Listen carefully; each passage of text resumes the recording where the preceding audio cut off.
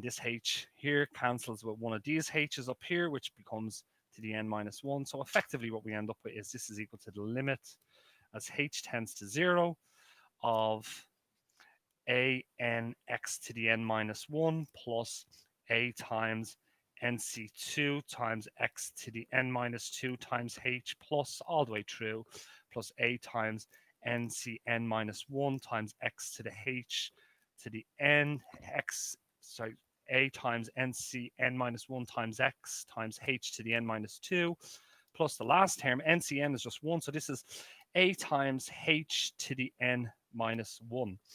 But the important point here is this, is that we're going to calculate the limit of this summation of terms, okay, as h tends to 0. So as h tends to 0, this h is going to tend to 0, which is going to be very, very small. So effectively, this whole thing here, 0 times this particular term is going to give 0. And you can see that there's still a h here. So this h is going to tend to 0 as well. So 0 times this product is going to be 0. This h is still there. So 0 times the a is also going to give us 0. So effectively what we end up with is we end up with that this is equal to the limit. This is equal to the limit as h tends to 0 of a n x to the n minus 1. And let's just evaluate this as h tends to 0. Well, there's no h in there, so there's no effect on the h tending to 0 on this particular term. So effectively what we have is, therefore we have that this is equal to, or we just say that this is equal to a times n times x to the n minus 1.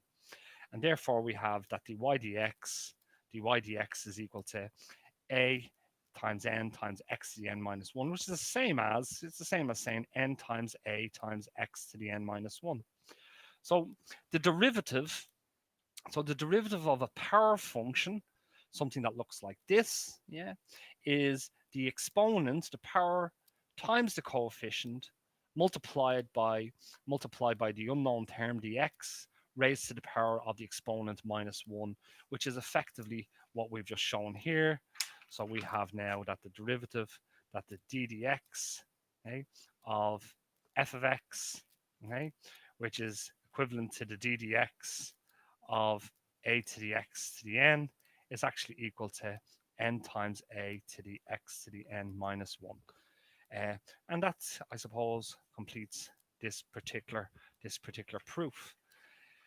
So you can see that what you really need in these particular proofs is a little bit of tenacity, is just to stick with the process, to be able to derive out. So what we really derived here is one of our fundamental identities in relation to calculus and differentiation, and we derived it from first principles.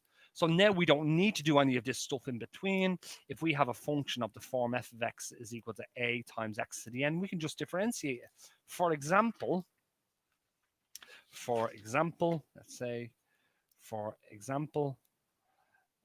let's say we have that f of x is equal to 2x cubed, and we want to find the derivative of f of x, so f prime of x, which symbolically is the same as dy dx. Well, we know that the derivative, that the ddx of a times x to the n is the same as n times a times x to the n minus 1. We've just shown this. We've just actually shown this fact. So we can calculate the derivative of this function here. So therefore we have the derivative of this dy dx is simply equal to, well, it's the power. So here we go. 2x cubed is the same as a times x to the n. It's the same form as this. So the n is 3. So it's going to be equal to 3 times the a is 2, times the x, well, the x remains the same, times n minus 1, the power minus 1, so it's 3 minus 1. So therefore, we have dy dx is going to be equal to 3 times 2 gives us 6x squared, which is something that you will just do very, very, very, very naturally. Yeah? What about something else? Let's say let g of x equal, let's say, 3x to the minus 5. Okay, well, once again, that's a power function. It just happens that the exponent is negative. So then we have the ddx,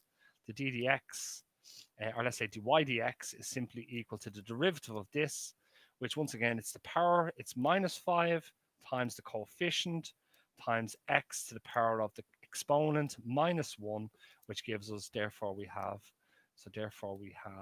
dy dx is equal to minus 15 times x to the minus 6. Okay, guys, once again, this was Jonathan Lambert with Maths and Stats. And I hope that this short video, which allows us to derive one of the most fundamental identities in calculus and in differentiation, in particular, how to differentiate from first principles a power function, its general form. I hope that this video was intuitive, and more importantly, I do hope it was helpful for you. And thanks for watching. Okay, bye-bye.